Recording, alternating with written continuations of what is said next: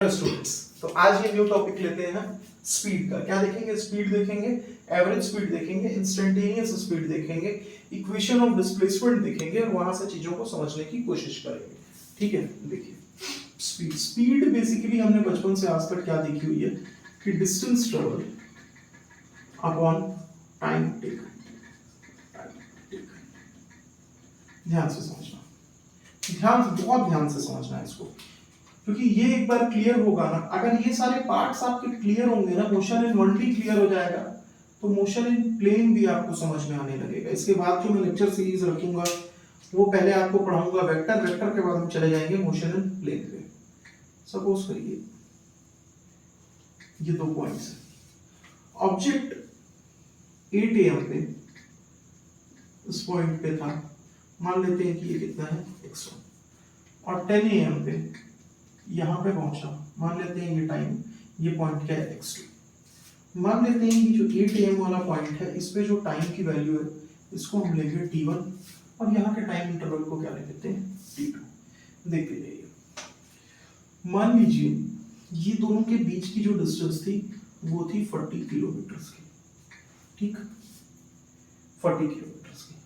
तो अगर मैं आपसे पूछूं बेटा कि स्पीड कितनी होगी, तो आप क्या बोलोगे? स्पीड होगी सर 40 डिवाइडेड बाई 2, तो कितनी हो जाएगी? 20 किलोमीटर पर आवर। ठीक है, लेकिन ये तो बात हो गई कि ये स्पीड है 20 किलोमीटर पर आवर। ये स्पीड कहां पर है? ये स्पीड कहां पर है? ये स्पीड जो है इस ओवरऑल जर्नी की है, इस ओवरऑल 2 घंटे की जर्नी की है। बहुत ध्यान से आप लोगों को इन चीजों को समझना चाहिए कि ये जो 20 किलोमीटर स्पीड आई है, ये असल में है कहां पे? ये पूरे 2 घंटे के बीच में स्पीड है।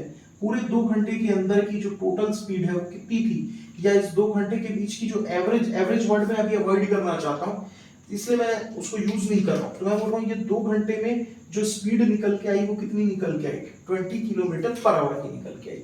लेकिन अगर मैं आपसे ये पूछना चाहूं कि एक बात बताओ, 8:02 पे, 8:02 पे, ठीक है, स्पीड क्या थी? या फिर आप मेरे को बता दो कि 9:30 पे स्पीड क्या थी? क्या आप इसमें कमेंट कर सकते हो? आपको पता है कि ओवरऑल जर्नी में स्पीड कितनी थी? 20 किलोमीटर पर आवर की। लेकिन क्या आप इस डेटा से ये बता सकते हो कि 8:02 पे 8:02 पे कितनी स्पीड थी? नहीं। 9:30 पे कितनी स्पीड थी? नहीं। आप इस ओवरऑल जर्नी के बीच की स्पीड बता रहे हो। कहने का मतलब ये है कि मान लीजिए आप एक ट्रेन से ट्रेवल कर रहे हैं और आप स्टार्ट करते हैं अपनी जर्नी को पटना स्टेशन से। पटना स्टेशन से निकल के आप वाराणसी जंक्शन तक जाते हैं। मान सपोज करिए कि पटना स्टेशन और वाराणसी जंक्शन के बीच 1000 किलोमीटर का डिस्टेंस है और जो आपकी ट्रेन है वो 10 आवर्स में इसको कवर करती है। तो अगर आपको पता चलता है ये इतना ही डेटा आपके पास आता है कि 1000 किलोमीटर कवर करने में 10 आवर्स लगते हैं, तो आप क्या कहेंगे कि इसकी स्पीड कितनी थी? आप कहेंगे कि इसकी स्पीड रही होगी 100 किलोमीटर पर आवर। अब अगर मैं आपसे पूछूं क्या 100 किलोमीटर पर आवर इसने पूरी जर्नी में रखा था? हर समय ये 100 किलोमीटर पर आवर से चलती रही? क्या किसी स्टेशन पे इसकी हॉल्टिंग हुई ही नहीं? क्या ये नॉन स्टॉप ट्रेन थी? कभी इसने स्लो किया ही नहीं? नहीं। ये 100 जो आया हुआ है ये क्या है? ये एक एवरेज वैल्यू है। कभी वो 100 से कम पे भी चली होगी, कभी वो 100 से ज्यादा पे भी चली होगी। और सिंप्लीफाइड एग्जांपल समझने के लिए अगर मैं आप सपोज करिए कि जो जैसे ऑफलाइन क्लासेस में होती हैं, तो मान लीजिए कि किसी की ऑफलाइन क्लास की, आप जिस क्लास में पढ़ते होगे, जिस भी कोचिंग इंस्टीट्यूट में पढ़ते होगे, मान लीजिए वहां आपके बैच में 100 बच्चे हैं और मैंने कहा कि आपके बैच का जो एवरेज फिजिक्स का मार्क्स है वो है 80। तो क्या हर स्टूडेंट जो वहां बैठा है उसको 80 मार्क्स ही मिला है क्या? नहीं। ये एवरेज आपने कैसे निकाला? Sum of marks of each every student divided by number of student. मतलब total number of events divided by sum of all the values that you found in the event divided by number of events. यही करके निकाला। Sum of marks of each and every student divided by total number of student gave you the average marks for the student. That doesn't means that this marks belongs to each and every student in the class. There may be some students who have scored below 80 and there may be some student who have scored above 80. The overall average has come out to be 80. By knowing this data that average marks of the class is 80, you can't comment on marks of each and every student. अगर मैं आपसे कहूं कि 80 number जो है वो average marks है, तो क्या आप हर एक बच्चे का मार्क्स बता सकते हैं? नहीं बता सकते, आपको सिर्फ एक एवरेज पता है। वैसे ही मुझे इस पूरी जर्नी के बीच का ये जो स्पीड है, ये एवरेज स्पीड पता है, मैं हर पॉइंट पे स्पीड को नहीं बता सकता। तो ऐसी कोई भी स्पीड जो सिर्फ दो पॉइंट के बीच में निकाल ली गई हो, ऐसी स्पीड्स को क्या कहा जाता है? Average speed. ये कौन सी स्पीड होती है? Average speed. ये कैसे निकाली गई होगी? ये 40 किलोमीटर को मैं मान लीजिए आपको ऐसे दिखाता कि ये स्टार्ट किया जिस पॉइंट से, मान लीजिए ये स्टार्ट किया 0 से और एंड किया 40 पे। 0 किलोमीटर से स्टार्ट करके 40 किलोमीटर तक गया। या फिर ऐसे भी लिख देता हूँ 80 किलोमीटर से, क्योंकि कुछ लोग यहाँ भी कंफ्यूज होते हैं, 120 किलोमीटर तक गया। तो 40 कैसे आया होगा? तो देखिए आपने क्या किया होगा, speed is equals to distance travel. 40 लाने के लिए आइदर आपने किया होगा 40 माइनस 0 बाई 10 AM माइनस 8 AM, तो कितना आ जाएगा 2। या फिर नीचे वाले सिनारियो में आप क्या कर रहे होंगे, speed equals to 120 minus 80 divided by 2। ठीक है, देखिए मैंने इसीलिए यहाँ पे इनिशियली ये चीजें लिखी थी। ये क्या है x1, ये क्या है x2। इस केस में ये 40 क्या वैल्यू है? x2 की वैल्यू है।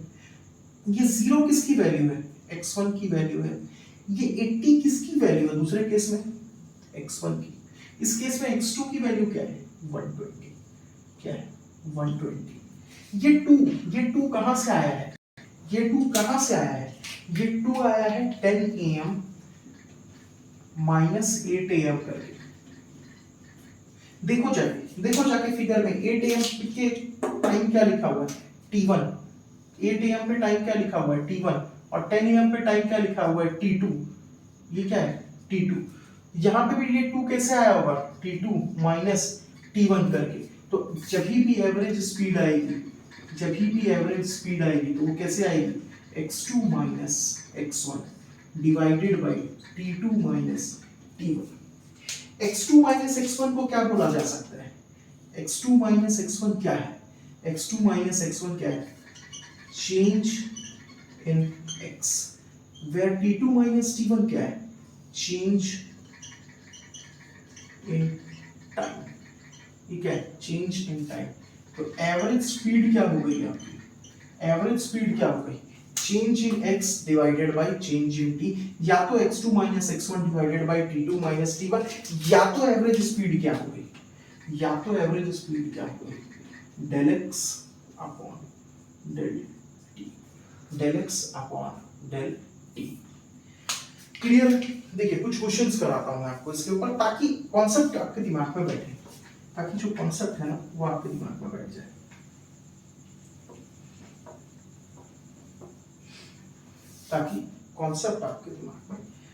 जाए। देखिए, a person starts his journey from home to his office at 9 AM and reaches the office at 11 AM. The distance between office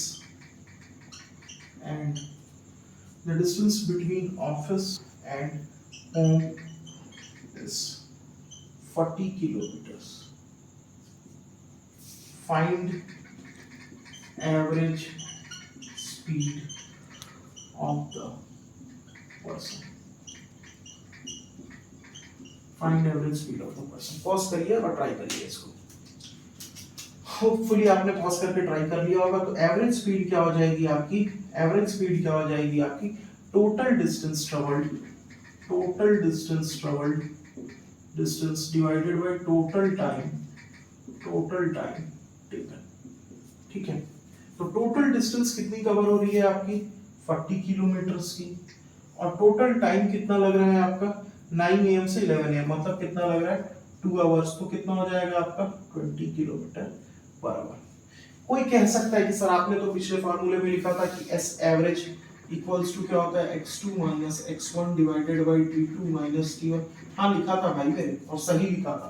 अपने घर से जब निकल रहा होगा तो इनिशियल कहाँ पॉइंट पे होगा 0, फाइनली कितने किलोमीटर दूर पहुंच गया है घर से 40, किस टाइम पे चालू किया था 9 AM, किस टाइम तक चला था 11 AM। करो ना भाई 40 माइनस 0 40, 11 माइनस 9 2, तो फिर आंसर कितना आ रहा है 20 किलोमीटर पर आवर। ठीक है, चाहे इस तरीके से समझो चाहे उस तरीके से समझो, बात तो एक ही होनी है। अब देखिए जो एक दूसरे टाइप का क्वेश्चंस फ्रेम होता है इस टॉपिक पे, जो अच्छे क्वेश्चन है, ये तो बेसिक सा क्लास 9 के बच्चे के लिए था। नीट वीट में अगर कोई क्वेश्चन आना है इस टॉपिक पे तो कैसे आना है, देखो मान लीजिए आपको डिस्प्लेसमेंट की इक्वेशन दे दी है कि y equals to 3t square plus 4t minus 2, 3t square plus 4t minus 2। पूछ रहा है find the average speed, find the average speed. अगर मेरे मुंह से गलती से डिस्टेंस डिस्प्लेसमेंट निकल जाता है ना, तो वो सोचने की बात है आपके लिए कि अगर हम मोशन इन स्ट्रेट लाइन पढ़ रहे हैं तो स्ट्रेट लाइन में मोशन करते समय डिस्टेंस और डिस्प्लेसमेंट क्या होती है, सेम क्वांटिटी होती है। Find the average speed between time t equals to 0 to t equals to 2 seconds। देखिए ये इक्वेशन जो है कैसे सॉल्व करेंगे, इसको सॉल्व कैसे करेंगे, एक बार पॉज करके खुद ट्राई करिएगा। मैं आप पॉज करके ट्राई करने के बाद ही ये सॉल्यूशन देखिएगा। मैं सॉल्व कर दे रहा हूं लेकिन ये उम्मीद करूंगा कि आप लोग पॉज करके पहले खुद ट्राई करेंगे और फिर मेरा सॉल्यूशन देखेंगे। देखिए y का जो इक्वेशन दिया हुआ है, ये डिस्टेंस का इक्वेशन बोल लीजिए या डिस्प्लेसमेंट का इक्वेशन बोल लीजिए, तो डिस्प्लेसमेंट का इक्वेशन बेटा कौन से दो वेरिएबल्स के बीच बना हुआ है, एक y और t। अगर मैं इसको ग्राफिकली भी देखना चाहूँ तो इसमें दो एक्सेस हो रही होंगी, कौन सी हो रही होंगी, एक y एक्सेस हो रही होगी और एक t एक्सेस हो रही होगी। मतलब डिफरेंट टाइम की वैल्यूज पे, डिफरेंट टाइम की वैल्यूज के लिए ये डिफरेंट क्या दे रहा होगा, डिस्प्लेसमेंट दे रहा होगा या डिस्टेंस दे रहा होगा या पोजीशन दे रहा होगा पार्टिकल की। टाइम जैसे चलो बना के देखते हैं, बना के ही देख लेते हैं, इतना नहीं सोचेंगे, बना के देखेंगे इसको। देखो अगर मान लो टाइम t इक्वल्स टू 0 पे देखें तो पार्टिकल कहां पर होगा, यहाँ पे आप 0 पुट करिए तो ये 0 हो जाएगा, ये 0 हो जाएगा और पार्टिकल कहां पे होगा -2 पे। मतलब जब x 0 हो रहा होगा तो y का वैल्यू कितना हो रहा होगा आपका -2 पे। ठीक है, फिर जब t इक्वल्स टू 1 हो रहा होगा, ये आपका टाइम एक्सिस है और ये आपका डिस्प्लेसमेंट एक्सिस है। जब t इक्वल्स टू 1 हो रहा होगा तब पार्टिकल कहां पर होगा, आप यहाँ 1 पुट कर लीजिए तो कितना आ जाएगा 3 + 4 - 2, मतलब कितना हो जाएगा 7 - 2, मतलब कितना हो जाएगा 5। जब t 1 पे है, जब t 1 पे है तो y कहां पे है 5 पे, मान लीजिए ये है 5, तो पार्टिकल कहां पर है, कहीं यहाँ पर है। एक लास्ट पॉइंट बना के देखते हैं, जब t इक्वल्स टू 2 होता है तब देखो पार्टिकल कहां पे होगा आपका, t की जगह 2 रखेंगे तो कितना आएगा 3 × 4 + 4 × 2 - 2, तो कितना हो जाएगा 12 + 8 - 2, मतलब कितना हो जाएगा 20 - 2, मतलब कितना हो जाएगा 18। मान लेता हूँ कहीं यहाँ 18 है, मान लेता हूँ y पे कहीं यहाँ 18, तो टाइम जब 2 हो रहा है तो पार्टिकल कहाँ पर है, टाइम जब 2 हो रहा है तो पार्टिकल कहाँ पर है, मतलब डिफरेंट टाइप पे ये पार्टिकल की डिफरेंट पोजीशंस बताता होगा। ठीक, तो हमको क्या करना है, हमको निकालनी है क्या एवरेज स्पीड। और एवरेज स्पीड का फॉर्मूला क्या होता है, हमको जो पता है कि एस एवरेज का फॉर्मूला क्या होता है x2 - x1 divided by t2 - t1। यहाँ पे देखेंगे तो t2 t1 तो हमको नोन है, t2 और t1 तो हमको नोन है। देखिए t2 कितना है 2 और t1 कितना दिया हुआ है 0। जो नोन नहीं है वो क्या है, x2 नोन नहीं है और क्या नोन नहीं है, x1 नोन नहीं है। तो x2 कौन सा पोजीशन है जहां पे पार्टिकल कब होगा, जब t कितना हो रहा होगा 2। x1 कौन सा पोजीशन है जब पार्टिकल का टाइम, जब मोशन कहां पे रहा होगा t इक्वल्स टू 0 पे। तो देखिए x2 पे पार्टिकल कहाँ होगा, तो t की वैल्यू आप यहाँ 2 पुट करिए, तो कितना हो जाएगा 3 इंटू 4 प्लस 4 इंटू 2 माइनस 2, तो कितना हो जाएगा 12 प्लस 8 माइनस 2, मतलब कितना हो जाएगा आपका ये 18। तो पार्टिकल कहाँ पर है सर, 18 पे। जब t 0 पे पुट करेंगे तो आप पुट करके देखिएगा, ये हो जाएगा 0, ये हो जाएगा 0, ये हो जाएगा -2, मतलब पार्टिकल कहाँ पे है, -2 पे। तो करना क्या है, x2 माइनस x1 करना है, तो मतलब कितना हो जाएगा आपका 18 माइनस माइनस ऑफ 2, तो कितना हो जाएगा 20/2, मतलब कितना हो जाएगा 10 मीटर या किलोमीटर जिसमें भी दिया हो, मान लीजिए डिस्प्लेसमेंट हम मीटर्स में ले लें तो ये कितना वैल्यू हो जाएगी 10 मीटर पर सेकंड की, और अगर किलोमीटर में दिया होता तो कितना आ जाता 10 किलोमीटर पर सेकंड। मतलब ये पार्टिकल कैसा मूव कर रहा होगा, जब टाइम 0 था तो ये पार्टिकल कहाँ पे था, -2 पे, और जब टाइम 2 हुआ तो ये पार्टिकल कहाँ पे चला गया, 18 पे चला गया। ठीक है, होपफुली आपको इस क्वेश्चन के थ्रू क्लियरिटी कुछ मिली होगी। क्वेश्चन के बाद हम देखते हैं, क्वेश्चन के बाद नेक्स्ट क्वेश्चन लेते हैं। देखिए मान लीजिए आपको डिस्टेंस का कोई एक इक्वेशन दे दिया है कि y equals to 40 square plus 60 plus 2, और आपसे बोलता है कि find average speed between time 0 to 2 seconds. तो ऐसे में क्या कर सकते हैं, देखो एवरेज स्पीड निकालने का, एवरेज स्पीड क्या होता है, x2 change in position upon time, x2 minus x1 upon t2 minus t1। तो अब x2 और x1 निकालना पड़ेगा है, तो x2 कैसे निकालोगे, इक्वेशन किस में दी है, y के टर्म्स में दी हुई है, तो यहाँ पे टाइम की वैल्यू को कितना पुट करना पड़ेगा हमको, क्योंकि देखो t1 की वैल्यू कितनी दी है हमको 0, और t2 की वैल्यू कितनी दी है हमको 2 सेकेंड्स। तो x2 क्या है, x2 है position of particle when time is 2 seconds. तो पोजीशन का इक्वेशन क्या है पार्टिकल का, ये यहाँ पर गिवन है, तो कहाँ पर होगा 2 सेकेंड में, तो t की जगह जाइए और क्या पुट कर दीजिए 2 पुट कर दीजिए, तो कितना हो जाएगा ये 6 इंटू 2 प्लस 2, तो ये कितना हो जाएगा आपका 4 इंटू 4 हो जाएगा 16 प्लस 6 इंटू 2 12 प्लस 2, तो ये कितना हो जाएगा आपका 16 प्लस 12 प्लस 2 2 प्लस 2 4 प्लस 6 10, ये हो जाएगा आपका 30। ठीक है, तो x2 की पोजीशन क्या आ जाएगी 30। सिमिलरली आप निकाल लीजिए किसकी पोजीशन, x1 की। x1 किस टाइम पर है पोजीशन, जब टाइम की वैल्यू कितनी है 0, ये t1 पे, तो यहाँ पे जहाँ पे टाइम है वहां पर आप 0 पुट कर दीजिए, तो क्या हो जाएगा 4 इंटू 0 का square plus 6 into 0 plus 2 equals to कितना हो जाएगा आपका 2। तो x1 की वैल्यू कितनी आ गई आपकी 2। अब एवरेज स्पीड का ये फॉर्मूला लिखा हुआ है, यहाँ पे जो गिवन वैल्यूज आपकी हैं उनको पुट करिए, देखिए x2 की वैल्यू कितनी निकली है 30, x1 की वैल्यू कितनी निकली है 2, डिवाइडेड बाय t2 कितना है आपका 2, माइनस t1 कितना है 0, तो ये कितना हो जाएगा 28/2, तो ये इसका आंसर कितना आ जाएगा आपका 14। अगर टाइम सेकंड्स में हो और जो डिस्प्लेसमेंट है वो मीटर्स में हो तो रिजल्ट क्या हो जाएगा आपका 14 मीटर पर सेकंड। ठीक है, अब स्पीड से हम चलते हैं वेलोसिटी की तरफ, स्पीड से चलते हैं वेलोसिटी की तरफ, और बाकी जो डिस्कशन है वो वेलोसिटी वाले पार्ट में करते हैं। देखिए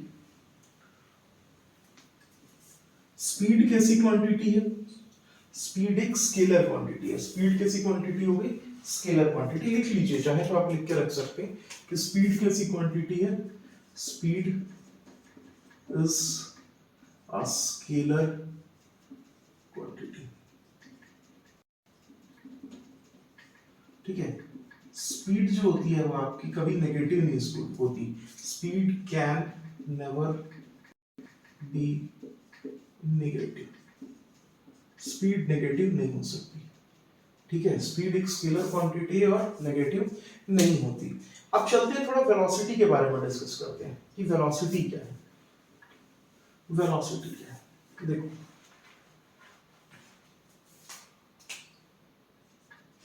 वेलोसिटी, वेलोसिटी क्या होता है, डिस्प्लेसमेंट अपॉन टाइम।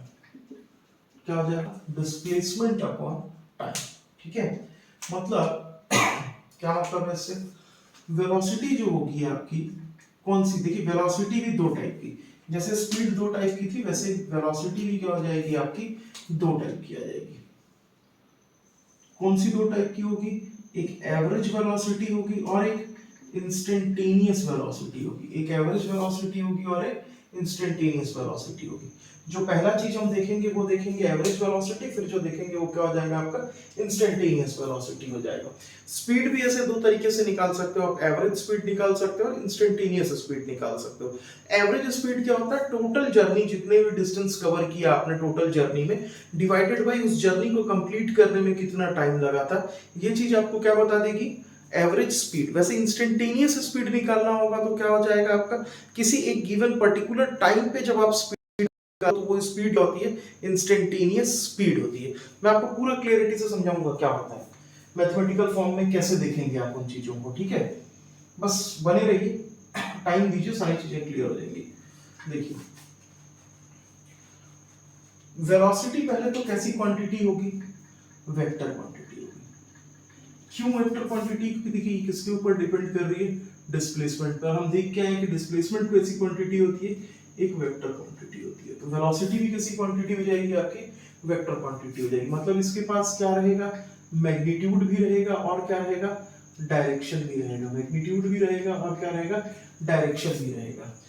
एक चीज यहीं से आप लोग को समझ जाना चाहिए कि अगर कभी मैं वेलोसिटी का मैग्नीट्यूड ले लूं, अगर कभी मैं वेलोसिटी का मैग्नीट्यूड निकाल लूं, देखो वेलोसिटी के पास कौन सी दो चीजें हैं, एक मैग्नीट्यूड है और एक डायरेक्शन है। अगर मैं वेलोसिटी के सिर्फ मैग्नीट्यूड वाले पार्ट को ले लूं तो ये किसके बराबर हो जाएगा, स्पीड के बराबर हो जाएगा। अगर मैं वेलोसिटी का सिर्फ मैग्नीट्यूड वाला पार्ट रख लूं तो ये किसके बराबर हो जाएगा, स्पीड के। स्पीड कैसी क्वांटिटी थी, स्केलर क्वांटिटी थी, और स्पीड के पास सिर्फ क्या था, मैग्नीट्यूड था। और वेलोसिटी के पास क्या था, मैग्नीट्यूड भी था और डायरेक्शन भी था। तो अगर मैं वेलोसिटी से सिर्फ मैग्नीट्यूड निकाल के रख लूं तो वो किसके बराबर हो जाएगा, स्पीड के बराबर हो जाएगा। एक और चीज यहीं से नोट करते हैं अपन, इस चीज को आप लिख लीजिएगा कि अगर मैं सिर्फ वेलोसिटी का मैग्नीट्यूड ले लूं तो वो किसके बराबर आ जाएगा, स्पीड के बराबर आ जाएगा। एक और चीज जो बहुत ध्यान देने वाली होगी कि वेलोसिटी और स्पीड में क्या पॉसिबल रिलेशन है। देखो वेलोसिटी जो है वो किस पे डिपेंड कर रही है बच्चे, डिस्प्लेसमेंट पे, डिस्प्लेसमेंट और टाइम पे। स्पीड किस पे डिपेंड कर रही थी, डिस्टेंस और टाइम पे, ठीक है। अब देखते हो डिस्प्लेसमेंट अगर वेक्टर है तो इसके पास क्या क्या तीन पॉसिबल चीजें, ये प्लस हो सकता है, माइनस हो सकता है मतलब पॉजिटिव हो सकता है, नेगेटिव हो सकता है और कितना हो सकता है, जीरो हो सकता है। वैसे ही डिस्टेंस, डिस्टेंस तो एक स्केलर क्वांटिटी है, तो ये सिर्फ कितना है, ये सिर्फ डिस्टेंस कैसा होता है, नेगेटिव डिस्टेंस नहीं होता। डिस्टेंस कैसा होगा आपका, हर समय क्या हो जाएगा, पॉजिटिव, और ये किसके बराबर नहीं होता, जीरो के बराबर नहीं होता। डिस्टेंस कभी भी जीरो नहीं हो सकती। वेयरएस वेलोसिटी पॉजिटिव भी हो सकती है, नेगेटिव भी हो सकती है, जीरो भी हो सकती है। डिस्टेंस पॉजिटिव होगी, या तो पॉजिटिव होगी या तो जीरो से बड़ी होगी। डिस्टेंस कभी भी जीरो के बराबर या जीरो से छोटी नहीं होगी, ठीक है। अब देखते रहिए, तो अगर मैं पूछूं कि डिस्प्लेसमेंट और वेलोसिटी, सॉरी स्पीड और वेलोसिटी में क्या रिलेशन है तो आप कैसे लिख सकते हो। देखो स्पीड और वेलोसिटी में कैसे रिलेशन एस्टेब्लिश करें, ये हो गई आपकी स्पीड और ये हो गई आपकी वेलोसिटी। स्पीड को मैं लिख सकता हूं डिस्टेंस बाय टाइम, और वेलोसिटी को मैं लिख सकता हूं डिस्प्लेसमेंट बाय टाइम। मेरे को एक रिलेशन पता है कि डिस्टेंस जो होता है वो आइदर ग्रेटर होगा या इक्वल टू हो सकता है किससे, डिस्प्लेसमेंट से, ठीक है। डिस्टेंस क्यों ऐसा होगा, क्योंकि देखिए डिस्टेंस कैसी है, ओरिजिनल पाथ होता है, ओरिजिनल पाथ, और डिस्प्लेसमेंट क्या होता है, शॉर्टेस्ट पाथ, ठीक है। तो शॉर्टेस्ट पाथ ये तो वर्ड से ही समझ में आ रहा है कि कैसा पाथ है, सबसे छोटा पाथ है। और ये कैसा पाथ है, एक्चुअल लेंथ ट्रेवल्ड जो होगी, ओरिजिनल पाथ, या फिर क्या लिख सकते हो आप इसको, एक्चुअल लेंथ। एक्चुअल लेंथ, तो ये एक्चुअल लेंथ है, ये शॉर्टेस्ट पाथ है, या शॉर्टेस्ट लेंथ लिख लो इसको, या क्या लिख लो, शॉर्टेस्ट लेंथ। तो शॉर्टेस्ट लेंथ तो एक्चुअल लेंथ से छोटी होगी, तभी तो इसमें क्या वर्ड यूज हुआ है, शॉर्टेस्ट वर्ड यूज हुआ है। तो शॉर्टेस्ट पाथ जो होगा वो एक्चुअल पाथ से क्या होगा, छोटा होगा। लेकिन एक ऐसी कंडीशन होगी जब हम मोशन कर रहे होंगे कहाँ, स्ट्रेट लाइन में। देखो अगर पॉइंट ए से बी जाना है आपको, तो अगर मैं ए से बी इस तरीके से जाता हूँ तो ये हो गया मेरा एक्चुअल पाथ, और ए से बी की शॉर्टेस्ट डिस्टेंस भी क्या है, ये स्ट्रेट लाइन। तो स्ट्रेट लाइन जो होती है दो पॉइंट के बीच की शॉर्टेस्ट डिस्टेंस होती है। अगर मैं मूव डिस्टेंस काउंट करूं, मान लो ये दोनों के बीच में जो डिस्टेंस है वो 2 किलोमीटर है, जो लेंथ है ये दोनों के बीच में 2 किलोमीटर, तो डिस्टेंस भी 2 किलोमीटर और शॉर्टेस्ट लेंथ भी कितनी हो जाएगी इनकी, 2 किलोमीटर।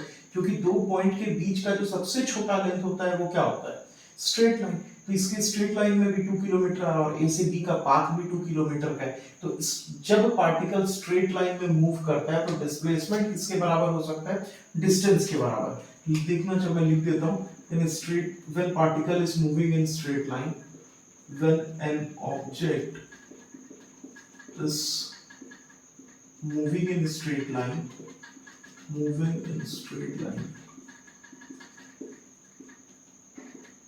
डिस्टेंस किसके बराबर हो जाएगा आपका, displacement. Rest of the cases में जो डिस्टेंस होगा वो किससे बड़ा होगा, डिस्प्लेसमेंट से बड़ा होगा।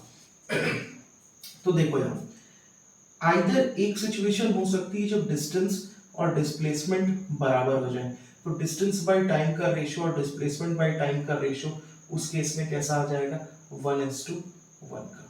कब आएगा ये 1:1 का रेशियो, अगर डिस्टेंस और डिस्प्लेसमेंट बराबर हो जाए, मतलब मोशन स्ट्रेट लाइन में हो रहा हो, तो डिस्टेंस अपॉन टाइम और ये डिस्प्लेसमेंट भी किसके बराबर है, डिस्टेंस के। तो डिस्प्लेसमेंट अपॉन टाइम बोल लो इसको, या तो डिस्टेंस अपॉन टाइम बोल लो। कब, मैं लिख देता हूँ 1:1 कब होगा, जब डिस्टेंस किसके बराबर हो जाए, जब डिस्टेंस किसके बराबर हो जाए, डिस्प्लेसमेंट के। और ऐसा कब होता है, जब मोशन किस में हो रहा हो, मोशन हो रहा हो आपका किस में, स्ट्रेट लाइन में। मोशन किस में हो रहा हो, स्ट्रेट लाइन। ठीक है। और दूसरा सिनेरियो क्या हो सकता है, और दूसरा सिनेरियो हो क्या सकता है कि जो आपकी डिस्टेंस है, जो डिस्टेंस है वो क्या हो, ग्रेटर हो किससे, डिस्प्लेसमेंट से। यहाँ पे मैंने लिखा है दो ही केस पॉसिबल है, या तो डिस्टेंस डिस्प्लेसमेंट से बड़ी हो जाए या बराबर हो जाए। अगर बराबर हो गई तो कंडीशन हो जाएगा मूवमेंट इन स्ट्रेट लाइन का, और अगर बराबर हो गई तो डिस्टेंस बाय टाइम, यहाँ डिस्प्लेसमेंट के बदले क्या लिख सकते हो, डिस्टेंस, तो ये भी डिस्टेंस बाय टाइम, तो डिस्टेंस बाय टाइम और ये भी डिस्टेंस बाय टाइम, तो रेशियो कितना आ जाएगा, 1:1 का। मतलब कितना हो जाएगा, इक्वल हो जाएगा। और दूसरा केस क्या हो सकता है, डिस्टेंस बड़ी हो जाए, डिस्प्लेसमेंट छोटी हो जाए। जब डिस्टेंस बड़ी हो जाएगी मतलब न्यूमरेटर बड़ा हो जाएगा, न्यूमरेटर बड़ा हो जाएगा मतलब ओवरऑल जो रिजल्ट आएगा वो क्या आएगा, बड़ा आएगा। इसका मतलब या तो स्पीड बड़ी होगी, कौन से वाले केस में बड़ी होगी, जब डिस्टेंस बड़ा होगा, या तो स्पीड बराबर होगी, कौन से वाली केस में स्पीड बराबर होगी, जब डिस्टेंस और डिस्प्लेसमेंट क्या होंगे, बराबर हो। सर क्या कोई ऐसी केस है जिसमें डिस्प्लेसमेंट बड़ा हो जाए और डिस्टेंस छोटा हो जाए, तो नहीं बेटा, ऐसी कोई केस नहीं होती जिसमें डिस्प्लेसमेंट बड़ा हो जाए और डिस्टेंस छोटा हो जाए, क्योंकि डिस्प्लेसमेंट का मतलब ही क्या रहता है, shortest distance between two points. तो आप इमेजिन करके देखो कि अगर आप कह रहे हो कि दो पॉइंट के बीच की शॉर्टेस्ट डिस्टेंस है डिस्प्लेसमेंट, तो वो डिस्टेंस से बड़ी कैसे हो सकती है, किसी केस में नहीं हो सकता। तो यही दो केस पॉसिबल है। यहां से हमको क्या रिलेशन मिला कि speed is either greater than और इक्वल टू वेलोसिटी। ठीक है, वेलोसिटी कैसी क्वांटिटी है, वेक्टर क्वांटिटी, जिसमें मैग्नीट्यूड भी होगा और क्या होगा, डायरेक्शन भी होगा। वेलोसिटी का फॉर्मूला क्या हो जाएगा आपका, डिस्प्लेसमेंट बाय टाइम का बन जाएगा। अगर मैं वेलोसिटी का सिर्फ मैग्नीट्यूड निकाल लूं तो ये किसके बराबर हो जाएगा, स्पीड के बराबर हो जाएगा। अगर मैं वेलोसिटी का सिर्फ मैग्नीट्यूड वाला पार्ट लेके रख लूं तो वो किसके बराबर हो जाएगा, स्पीड के बराबर। क्या क्या सीखा, वेलोसिटी हो जाएगी पहले डिस्प्लेसमेंट बाय टाइम, फिर वेलोसिटी कैसी क्वांटिटी है, वेक्टर क्वांटिटी है, जिसमें मैग्नीट्यूड भी होता है और क्या होता है, डायरेक्शन भी होता है। वेलोसिटी का अगर सिर्फ मैग्नीट्यूड वाला पार्ट रख लें तो उसको क्या कह सकते हैं, स्पीड कह सकते हैं। फिर स्पीड जो होगी वो कभी भी क्या होगी, ग्रेटर होगी या इक्वल टू होगी किसके, वेलोसिटी के। No case speed can be less than velocity. Okay, ठीक है, अब आगे चलते हैं। अब वेलोसिटी पे और विधिवत डिस्कशन करते हैं होगी, ध्यान से बने रहना। अगर एक बार मोशन इन 1D क्लियर हो जाएगा ना तो ये आपको बहुत हेल्पफुल होगा मोशन इन 2D या फिर मोशन इन प्लेन पढ़ने में। इसके बाद जो नेक्स्ट टॉपिक अपन इस चैप्टर के बाद उठाएंगे वो उठाएंगे वेक्टर्स। वेक्टर्स के थ्रू हम चले जाएंगे मोशन इन प्लेन, वहां भी बहुत हेल्प होगी इस चीजों की। और उसके बाद जब हम एनएलएम में जाएंगे तो ये बेसिक कॉन्सेप्ट बहुत नेसेसरी रहेंगे। अगर आपको इन कॉन्सेप्ट्स में कोई डाउट रह जाता है तो न्यूटन्स लॉ ऑफ मोशन जाते जाते आपको बहुत दिक्कत फेस करनी पड़ेगी। ठीक है, देखिए आगे बढ़ते हैं। आगे बढ़ते हुए मैं आपको बताता हूं कि वेलोसिटी मैंने आपसे कहा था कितने टाइप की होती है। अगर आपको याद हो तो मैंने कहा था वेलोसिटी दो टाइप की होती, कैसी, एक एवरेज वेलोसिटी होगी और दूसरी कैसी होगी, इंस्टेंटेनियस वेलोसिटी। चलिए डिटेल में चर्चा करते हैं एवरेज वेलोसिटी के ऊपर, डिटेल चर्चा करते हैं एवरेज वेलोसिटी पे। पहले फॉर्मूले पे बता देता हूं कि फॉर्मूला क्या होता है एवरेज वेलोसिटी का, फिर हम उसके ऊपर और काफी टाइम देंगे, इस टॉपिक के ऊपर डिस्कशंस करेंगे। एवरेज वेलोसिटी जो होती है वो होती है total distance covered, total distance covered या सॉरी टोटल डिस्प्लेसमेंट।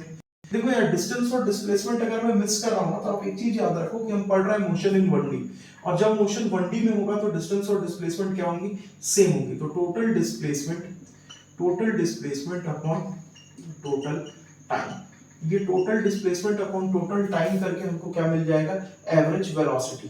देखो टोटल डिस्प्लेसमेंट कैसे लिख सकते हो आप, टोटल डिस्प्लेसमेंट लिखा कैसा जाता है। मान लीजिए कि ये पार्टिकल यहाँ किसी पॉइंट x1 पे है जब टाइम t इक्वल्स टू 0 हो रहा हो या t इक्वल्स टू t1 हो रहा हो, किसी पॉइंट x2 पे है तब टाइम कितना हो गया, t इक्वल्स टू t2 हो गया। तो टोटल कितना मूव किया, देखो टोटल कितना मूव किया, x1 से स्टार्ट किया और x2 तक गया, x1 से स्टार्ट किया और x2 तक गया। और एग्जांपल ले लेता हूँ, 4 मीटर से स्टार्ट किया और 8 मीटर तक गया। मैं पूछूं कितना मूव किया तो आप बोल दोगे कि 8 - 4 कितना मूव किया, 4 मीटर्स मूव किया।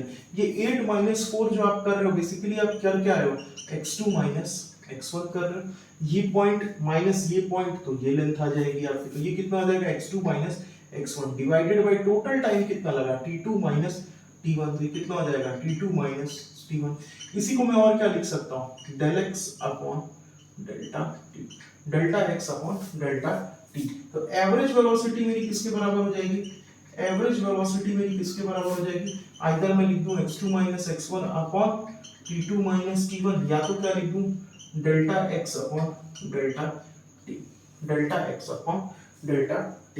अब देखते हैं ग्राफिकली ये क्या बताता है, ग्राफिकली कहां जा रही है चीजें। थोड़ा सा पिक्टोरियल रिप्रेजेंटेशन में चलते हैं, समझते हैं कि हो क्या रहा है। ये तो मैथमेटिकल फॉर्म हो गए, थोड़ा सा पिक्चर्स बनाते हैं, उसके थ्रू ट्राई करते हैं अंडरस्टैंड करने के लिए, ताकि उस टॉपिक की आपकी फीलिंग अच्छी होनी चाहिए ना। सर फॉर्मूला रट लेने से चीजें नहीं होगा। देखिए हो क्या रहा है, उन चीजों को समझना पड़ेगा कि एवरेज क्या होता है। देखो एक एग्जांपल्स के थ्रू चलते हैं, बहुत सारे एग्जांपल्स लेते हैं। चलो मान लो एक क्लास है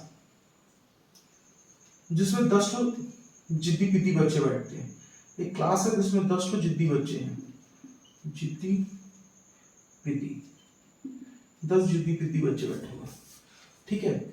एक को मिला है आउट ऑफ 100 70 मार्क्स, एक को मिला है 80 मार्क्स, किसी को मिला है 70, फिर से 80 90 100 60 40, कितने हो गए 1 2 3 4 5 6 7 8, फिर एक और को मिला 100 और एक को मिला 20। ये सारे जीपीपी लोगों के नंबर्स हैं। मैं कैलकुलेशंस में नहीं जाऊंगा, सपोज करो कि जो एवरेज मार्क्स आते हैं इस क्लास के, एवरेज मार्क्स आते हैं वो कितने आ जाते हैं। सपोज करो कि जो एवरेज मार्क्स आते हैं वो मान लो 75 है। मैं फिर से बोल रहा हूँ भाई, कोई लोग वीडियो पॉज करके कैलकुलेट करके देखोगे ये आंसर नहीं आएगा तो ये मत बोलना कि सर गलत लिख दिए थे। मैं कैलकुलेशन नहीं कर रहा हूँ, मैं एक एग्जांपल ले रहा हूँ कि मान लो इस क्लास का एवरेज कितना आ गया 75। कैसे आया होगा ये एवरेज, अगर वो जानना है तो आप क्या कियोगे, sum of marks divided by number of students, तो यहां से आपको क्या मिला होगा, एवरेज मार्क्स मिल गया होगा। आप निकालते हो ना अपने रिजल्ट, जब आपका रिजल्ट आता है तो आप एवरेज निकालते हो ना कि कितना एवरेज आया आपका, ठीक है। देखो ये हो गई बात आपकी। अब आपको पता है कि इस क्लास का मार्क्स एवरेज मार्क्स कितना है 75। लेकिन अगर मैं पूछूं कि इस पहले बच्चे का नाम, मान लो इस पहले बच्चे का कुछ नाम सोचते हैं, मान लो इसका नाम है राम, ऐसे दो तीन का नाम दे देते हैं, इसका नाम है श्याम, इसका नाम है जिद्दी, इसका नाम है पिदी। ये जिद्दी पिदी वर्ड मेरे को थोड़ा सा अच्छा लगता है, इसलिए बार बार यूज करते रहता हूँ, ठीक है। तो अगर एवरेज मार्क्स 75 है, मैं पूछता हूँ तुमसे कि पिदी का मार्क्स कितना है, तो क्या देखो पिदी के मार्क्स हैं कितने, 80। पिदी के मार्क्स कितने हैं, 80।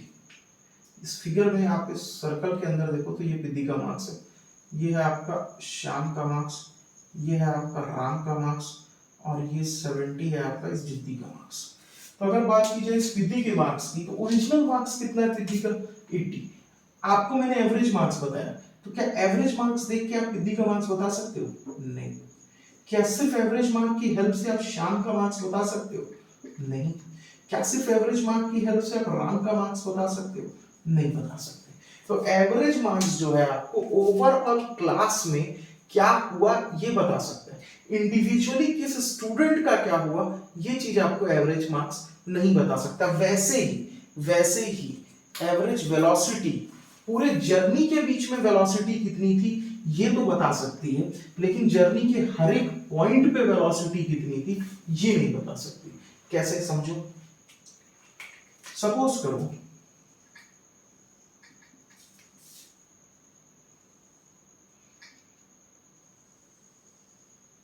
ये दो पॉइंट्स, दो स्टेशन है, मान लो ये स्टेशन का नाम मैं दे देता हूँ x1 और इसका नाम दे देता हूँ x2। एक ट्रेन टाइम t1 पे यहां थी और टाइम t2 पे यहां चली गई, ठीक।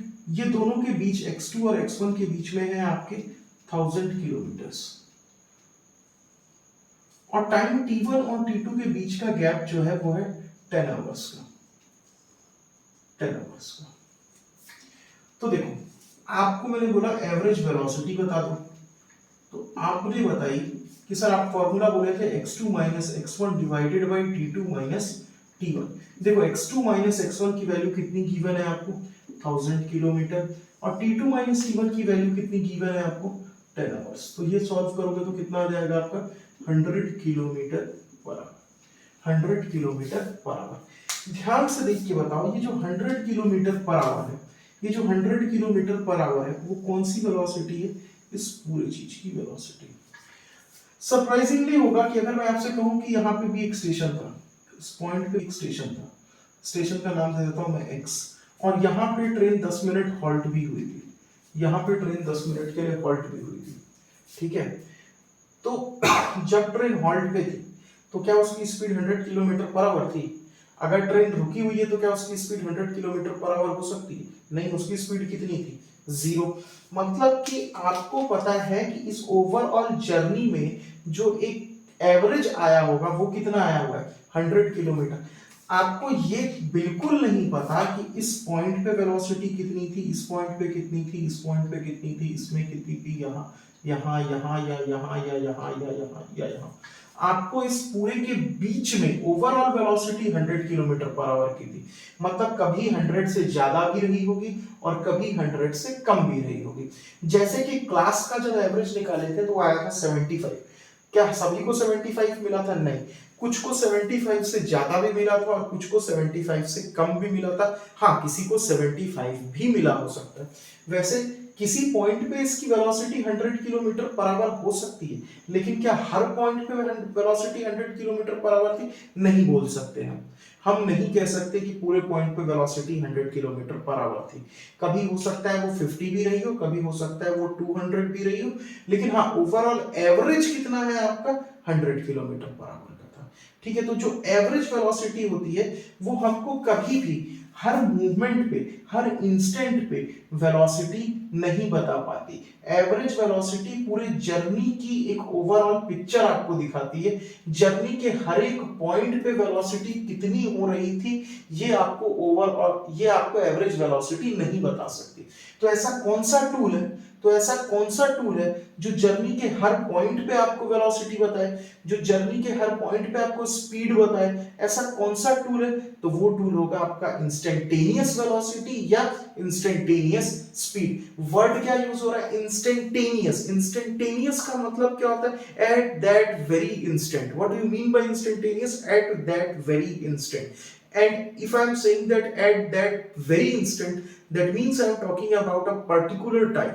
And whenever I am talking about particular time, we cannot find that value of velocity or speed at that point by taking average. For that, you will have to find out the instantaneous velocity or instantaneous speed. समझ में आ रही है बात? देखो और clarity होगी, कोई issue नहीं है यार, इतना हड़बड़ी नहीं है समझने का, आराम से, मेरे पास बहुत टाइम है, धीरे धीरे समझते, मैं समझाते रहूंगा, आप आराम से समझो इन चीजों को। नहीं समझ में आ रहा है, एक बार पॉज करो, पीछे रिवाइंड करो, फिर से सुनो, क्लियर हो जाएगी ये चीजें। देखो ये हो गई आपकी एवरेज वेलोसिटी। अब अगर मेरे को एवरेज वेलोसिटी पता है, अच्छा एवरेज वेलोसिटी कही, चलो पहले तो आपको अगर ये क्लियर हो गया हो कि ये एवरेज वेलोसिटी कैसे फाइंड आउट की जाती है, एवरेज वेलोसिटी कैसे फाइंड आउट की जाती है, अगर ये क्लियर हो गया है आपको, तो इसका सिग्निफिकेंस भी क्लियर हो गया होगा कि एवरेज वेलोसिटी क्या होती है? पूरे जर्नी के बीच की वेलोसिटी, पूरे जर्नी के बीच की एवरेज वेलोसिटी, ना कि किसी पर्टिकुलर इंस्टेंट पे। देखो फिर अगर बेटा मान लो मेरे को यहां कहीं की वेलोसिटी निकालनी है, यहां कहीं की, तो मैं क्या कर सकता हूं? यहां कहीं की वेलोसिटी निकालनी है तो मैं क्या कर सकता हूं? देखो बहुत ध्यान से ये समझना पड़ेगा आप लोगों को ना, थोड़ा सा कंसंट्रेशन का जरूरत है।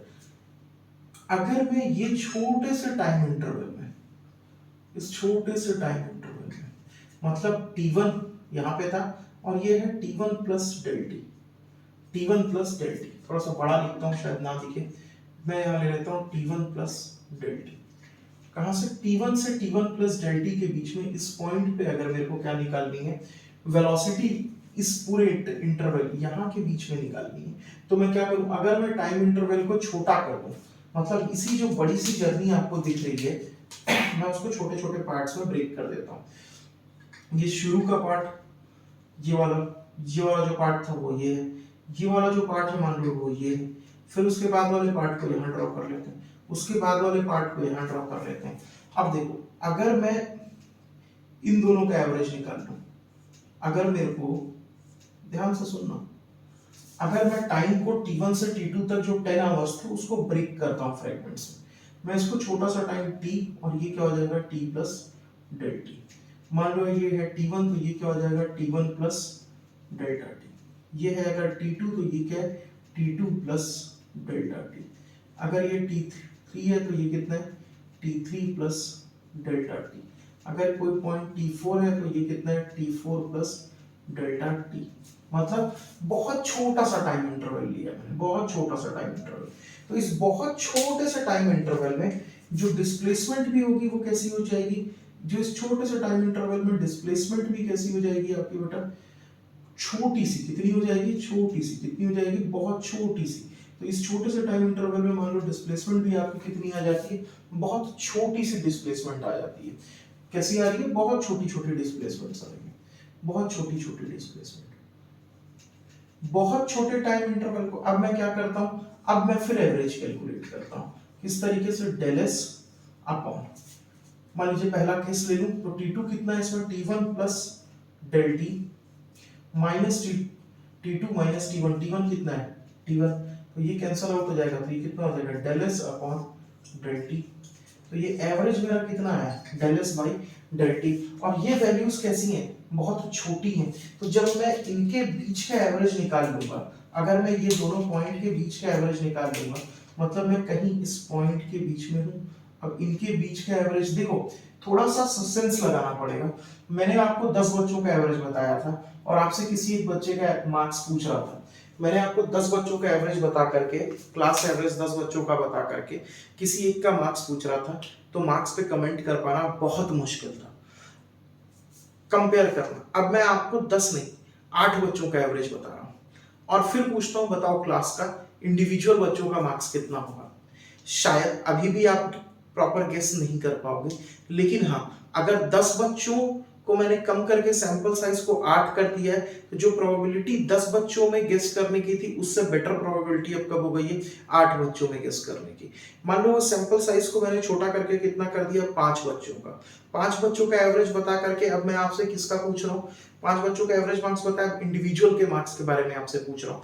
आप गेस करोगे कंपेयर टू जब 10 बच्चों का एवरेज पता था तब आप गेस कर रहे थे, 5 बच्चों का एवरेज पता है, तो जो आप गेस करोगे शायद इसमें सही गेस करने के चांसेस बढ़ जाएंगे।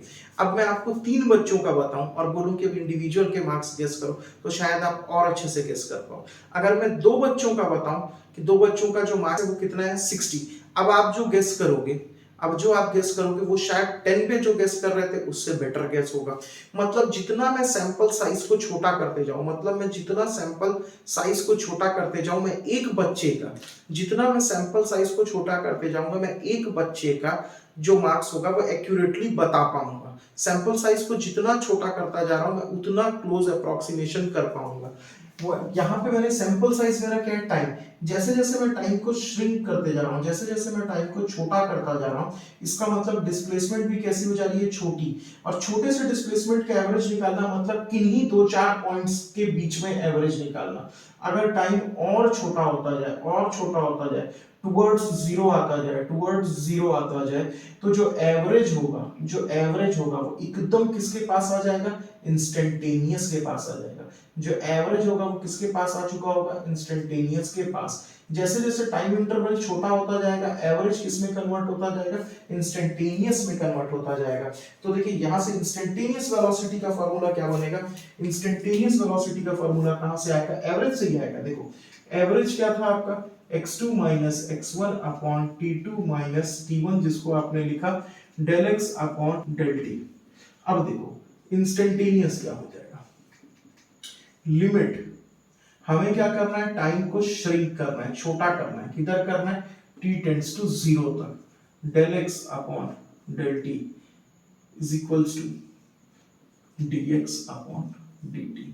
कितना हो जाएगा आपका, dx अपॉन dt। देखो बहुत सारे dx को जब मैं ऐड करता हूँ, बहुत सारे dx को जब मैं ऐड करता हूँ तो मेरे को क्या मिलता है, डेल x। वैसे ही बहुत सारे डेल t को जब मैं ऐड करता हूँ, सॉरी बहुत सारे dt को जब मैं ऐड करूंगा, बहुत सारे dt को जब मैं ऐड करूंगा तो मेरे को क्या मिलेगा, डेल्टा t।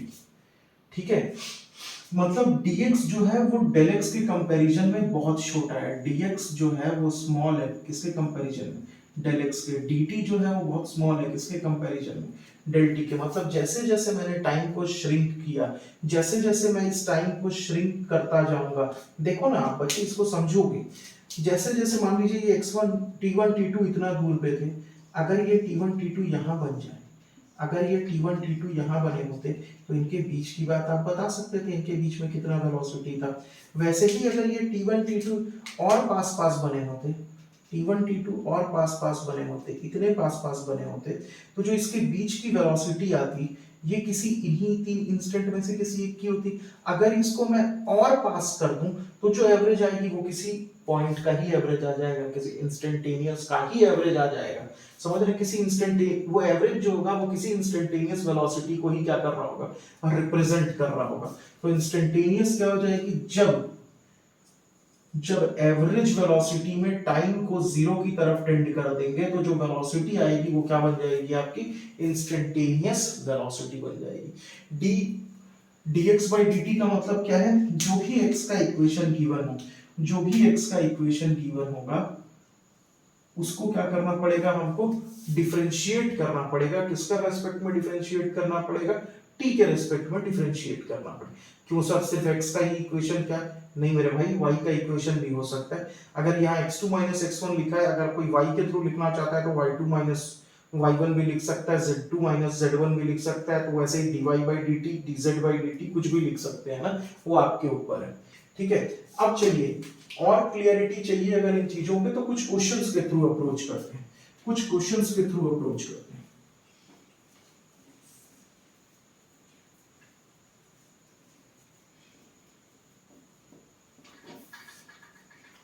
देखो मान लो आपको दिया है कि y डिस्प्लेसमेंट का एक इक्वेशन दिया है, पार्टिकल मूव कर रहा है, t square plus 4t plus 6. Find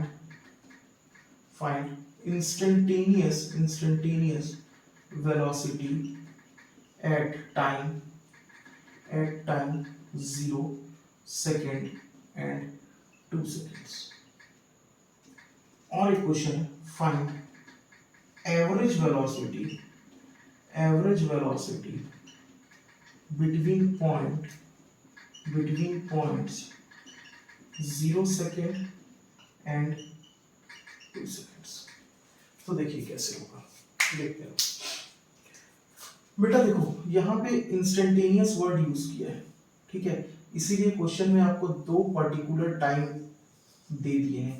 पहला टाइम कब, 0 सेकेंड पे, दूसरा टाइम कब, 2 सेकेंड। जब पर्टिकुलर इंस्टेंट ऑफ टाइम दे दे आपको और वेलोसिटी पूछ रहा हो, find velocity at t equals to 4 second, मतलब t इक्वल्स टू 4 सेकेंड तो एक पर्टिकुलर टाइम होगा ना। t चलने के बाद 4 सेकेंड, 9 बजे अगर कोई चीज 9 बजे चली और आपको बोल रहा है कि find velocity after 2 hours, find velocity eight 11 AM। मान लो कोई चीज 9 AM पे स्टार्ट हुई और आपसे पूछता है find its velocity after 11 AM, तो 11 AM तो कोई एक फिक्स्ड इंस्टेंट ऑफ टाइम होगा ना। 11 तो सिर्फ एक ही बार बजेगा ना। 9 बजे से कोई चीज चलना चालू करेगी तो 11 तो सिर्फ एक बार बजेगा, 2 घंटे बाद 11 बजेगा, उसके बाद कुछ और टाइम हो रहा होगा, 11:05, 10 मिनट, 15 मिनट, ऐसे टाइम चेंज हो जाएगा। लेकिन 11 एक पर्टिकुलर इंस्टेंट को डिनोट करता है और उस पॉइंट पे आपसे वेलोसिटी पूछिए। तो जब किसी पर्टिकुलर इंस्टेंट ऑफ टाइम पे वेलोसिटी पूछे, मतलब आपसे कौन सी वेलोसिटी पूछ रही है, इंस्टेंटेनियस वेलोसिटी पूछ रही है। तो इंस्टेंटेनियस वेलोसिटी निकालने का क्या फॉर्मूला होता है, जो भी आपको डिस्प्लेसमेंट की इक्वेशन दी है उसको किसके रिस्पेक्ट में डिफरेंशिएट कर दीजिए। आप वहां लिखा है dt के रिस्पेक्ट, t के रिस्पेक्ट में डिफरेंशिएट कर दीजिए। तो आपको कितना है, dy by dt कर लीजिए। y की वैल्यू कितनी दी हुई है, पुट करते हैं, t square plus 4t plus 6। dy by dt किसके बराबर हो जाएगा, v के। तो v इक्वल्स टू, v कैसा, इंस्टेंटेनियस, v कैसा, इंस्टेंटेनियस, इक्वल्स टू कितना हो जाएगा, ये t स्क्वायर का डिफरेंशिएशन 2t प्लस 4। अब वेलोसिटी का इक्वेशन जो है, वेलोसिटी का जो इक्वेशन है ये आपको क्या देगा, देखिए वेलोसिटी का इक्वेशन है। अब यहाँ पे भी कई बच्चे कंफ्यूज रहते हैं, बहुत कंफ्यूज होते हैं। वो ये पढ़ते हैं कि इंस्टेंटेनियस वेलोसिटी निकालनी है 0 सेकंड पे और 2 सेकंड पे। यार इतने दिन से पढ़ाते पढ़ाते अब ये तो समझ में आने लगा है कि अपनी गलतियां होती कहाँ पे। दिक्कत कहाँ है पता है, जो एवरेज स्टूडेंट होते हैं या बिलो एवरेज स्टूडेंट होते हैं ना, वो अपनी मिस्टेक्स छुपाने लगते हैं। उनकी मिस्टेक्स होती हैं लेकिन पूरी क्लास का आंसर आ जाता है, वो बेचारे शर्मा जाते हैं और वो हाँ की आवाज में अपनी आवाज को सोच लेते हैं कि हमारा भी बन गया। वो कभी भी पीछे बेंच पे बैठ के वो अपने छोटे छोटे वाले डाउट्स बोल ही नहीं पाते। और उनके डाउट का सबसे फनी वाला पार्ट ये है मालूम, कि वो अज्यूम करने लगते हैं कि हाँ, मतलब वो आंसर कैसे भी करके धीरे धीरे लाते हैं और फिर वो अपने कैसे भी वाले मेथड को क्या कर लेते हैं, अज्यूम कर लेते हैं कि यही मेथड सही था या शायद सर ने इसी मेथड से आंसर लाया था। तो मेरे भाई ये जो आप लोग अज्यूम कर लेते हो ना कि चीजें ऐसी हुई थी, तो प्लीज उस एजम्पशन से बचो। आपका एजम्पशन मोस्ट प्रोबेबली रॉन्ग रहता है, तो आप अज्यूम करने से बचो। करेक्ट क्या है, अगर आपको समझ में नहीं आता है ना तो आप पूछा करिए अपने टीचर से कि सर मुझे नहीं समझ में आया, आप प्लीज एक बार और एक्सप्लेन कर दो।